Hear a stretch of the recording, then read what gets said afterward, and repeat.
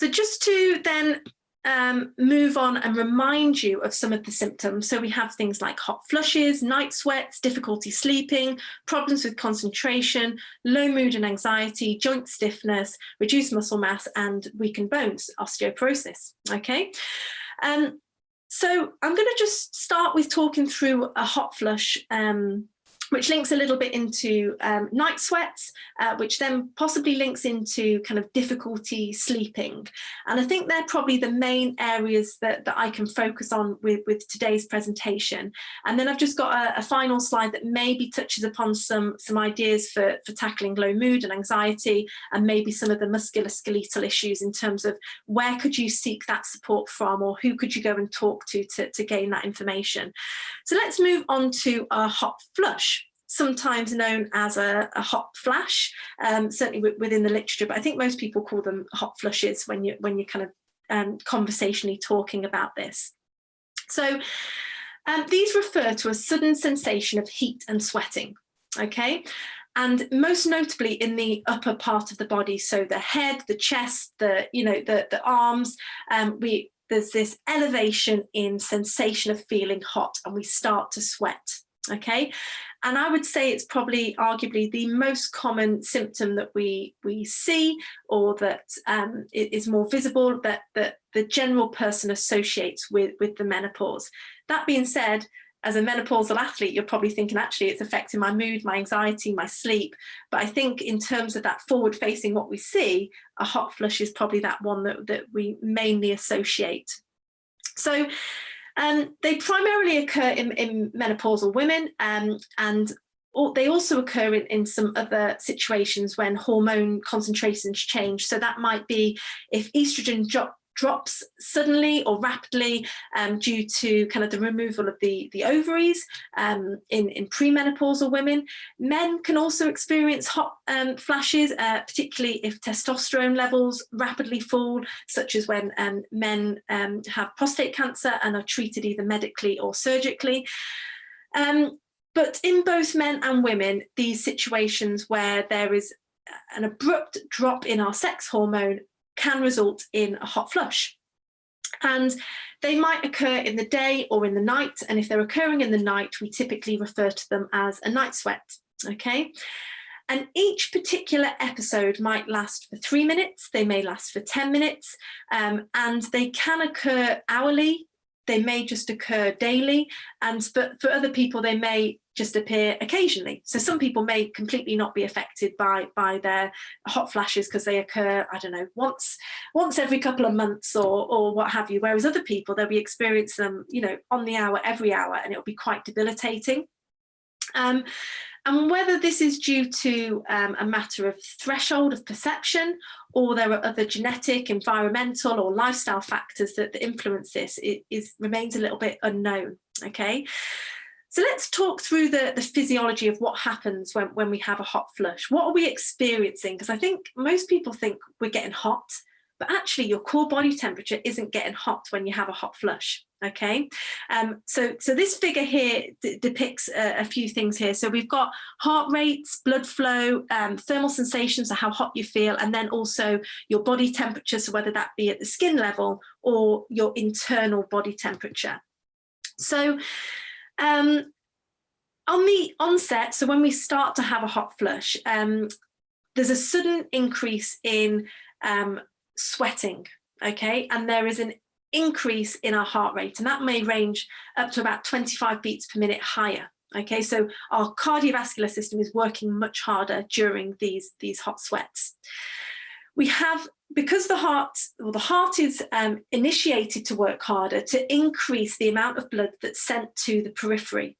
Okay, so you've got more blood that's going to the skin's surface and is diffusing those capillaries at the surface level.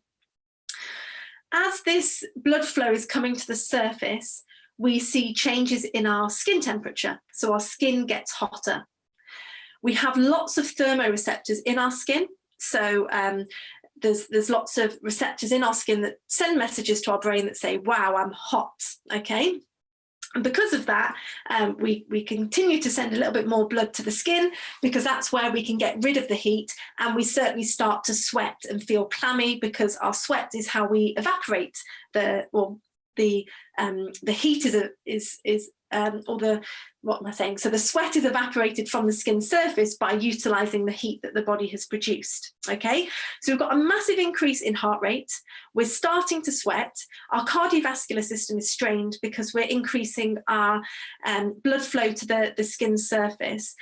And overall, we feel really, really hot and uncomfortable. Okay, and these things are absolutely going to affect somebody's ability to function as an athlete during training, or if they're in bed trying to sleep and they're getting these hot sensations, they are going to be compromised. So that's kind of a little bit about what's happening, what is the physiology.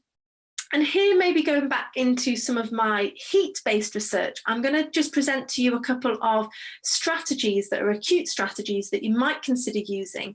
But I must stress when I move on to this slide that this hasn't been tested in a menopausal population with people who are experiencing hot flushes. There isn't, to my knowledge, the data out there. But I think from a logical point of view, it makes perfect sense that some of these strategies may work and some may be more effective than others. So let's move on to kind of some cooling strategies that you might consider to help manage this. So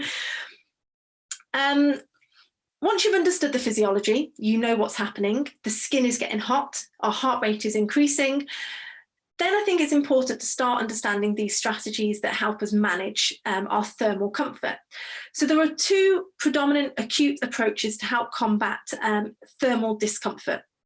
And they are pre-cooling, so this is when we cool our body before we exercise, and mid-cooling, so this is when we cool ourselves during training or competition. I'm thinking, related to the menopause, these mid-cooling strategies are probably going to be really effective, because if we're doing a training block, or if we're doing a training session, or if we're about to go into competition and we're experiencing these hot flushes, what can we do there and then to help manage those hot flushes, to limit the impact on our performance? So we have two different types of cooling. We have internal cooling and external cooling. So internal cooling is when we take on an ice slurry or cold water, and I'm hypothesizing that they wouldn't be as effective as some of the external cooling methods, because they typically target cooling the inside of the body, so our core temperature, where during a hot flush, we're not actually getting an increase in core body temperature. If anything, we're getting a reduction in our core body temperature because we're sweating and evaporating heat. So if the perception is very much related to our skin temperature, I'm thinking, strategies like cold towels, water immersion, if accessible. Obviously, you can't immerse your hands in water or your feet in water, or even your entire body in water whilst you're conducting a training session. But could you be wearing an ice vest, for example? Could you be using a cold towel? Could you be pouring cold water onto your face or your shoulders or your back to try and help manage some of those perceptions? And these are all strategies that have been tested and proven to be effective when athletes, whether that male or female, when we go and exercise in a hot environment. So they are effective strategies that I'm kind of speculating may be effective for your menopausal athlete that's experiencing hot flushes, okay? But just to stress, these haven't been tested in that population, but I think for me, they seem like really sensible strategies to utilize.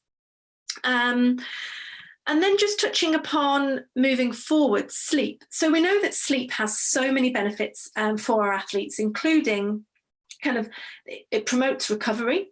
When we're in a deep state of sleep, things like growth hormones are released, okay, which are essential for muscle repair, building muscle, bone growth, and promoting some oxidation of fats.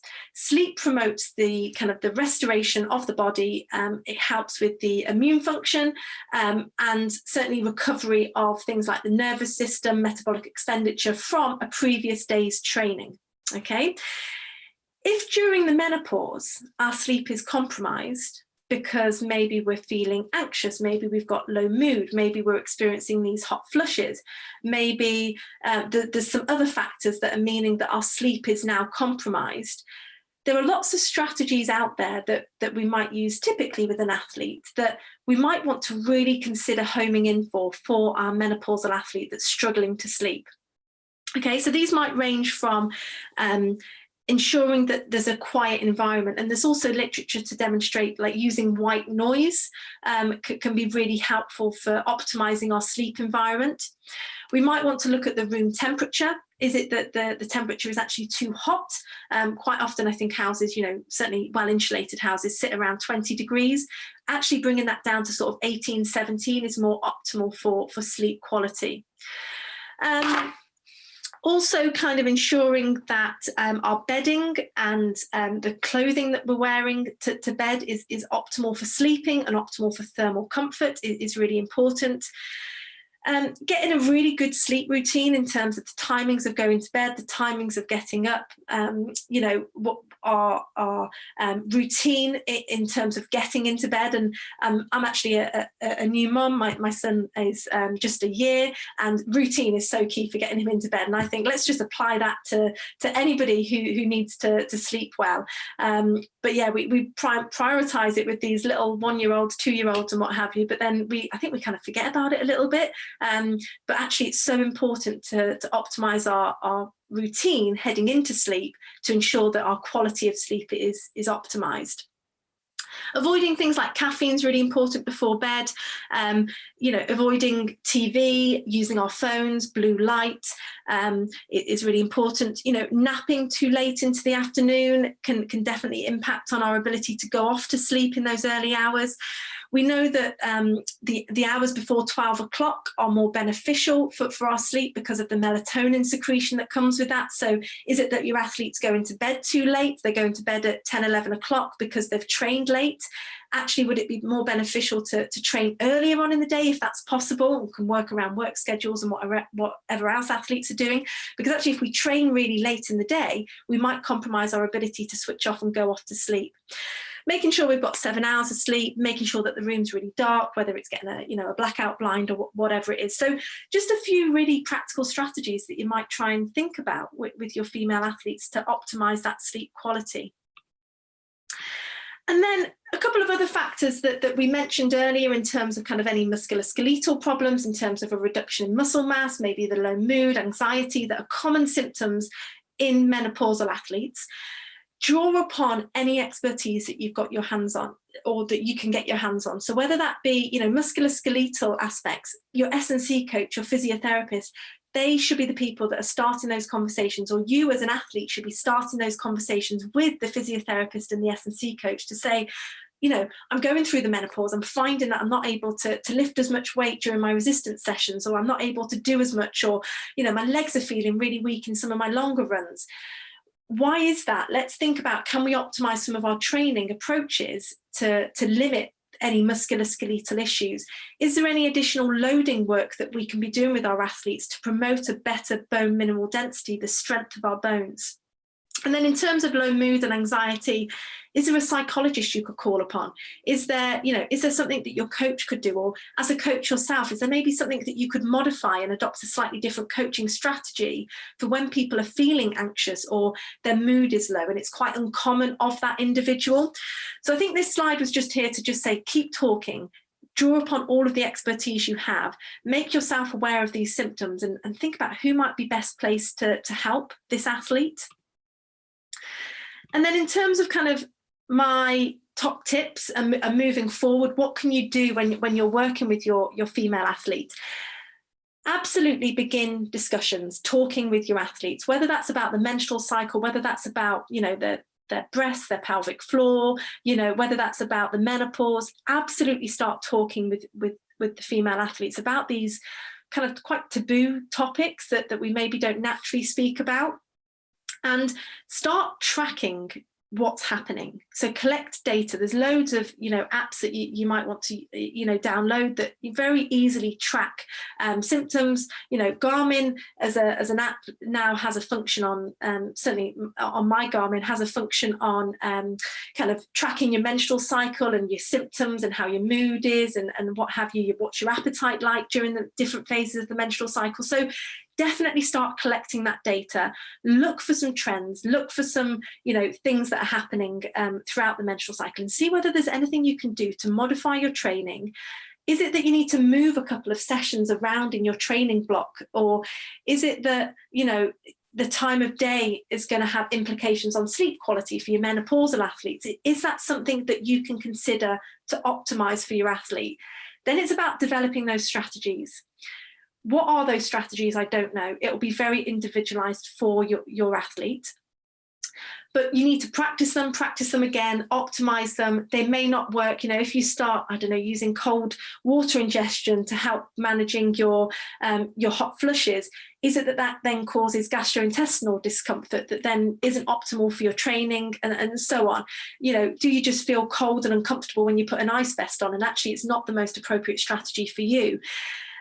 So yeah, if you take a hot bath before bed, does that then actually make you just feel even hotter and more uncomfortable and less able to switch off? So yeah, practice them, trial them, see how you feel with these strategies, find something that works for you. And absolutely take an individualized approach. Don't assume that the physiology of one person, the physiology that you see in a textbook, is identical for every athlete that you're speaking with, okay? And hopefully, as a result of that, you'll have some better training, performance outcomes. And we know that when we adjust our training and recovery and account for some of these female physiology aspects, you can definitely enhance your training.